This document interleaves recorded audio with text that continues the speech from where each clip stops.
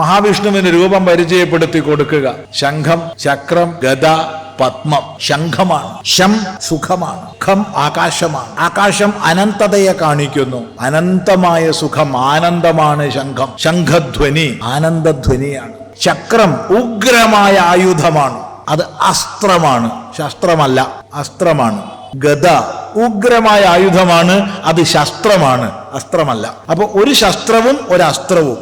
പിന്നെ താമരയും. ഈ നാലും ചേർന്നതാണ് മഹാവിഷ്ണുവിന്റെ 4 കരങ്ങൾ. കുറെ നേരായി ഈ ചക്രവും ഗദയൊക്കെ പിടിച്ചു നിൽക്കണു, അതൊന്ന് താഴത്ത് വെക്കാം എന്ന് വിചാരിച്ചിട്ട് ഭഗവാൻ അവ താഴത്ത് വെച്ചാൽ നിമിഷ നേരം കൊണ്ട് ശംഖവും താമരയും കൊണ്ടുപോകാൻ ആളുണ്ടാവും. എവിടെ താമര നോക്കേണ്ടി വരും, താമരയൊന്നും കാണില്ല പിന്നെ. അതുകൊണ്ട് താമര സംരക്ഷിതമായി നിൽക്കണമെങ്കിൽ ചക്രവും ഗദയൊക്കെ വേണ്ടി വരും. ഇവയുടെ സമന്വയം വേണ്ടി വരും. ബ്രഹ്മ തേജസ്സും ക്ഷാത്രവീര്യവും. ഇത് കുട്ടികൾക്ക് പഠിപ്പിച്ചു കൊടുക്കണം.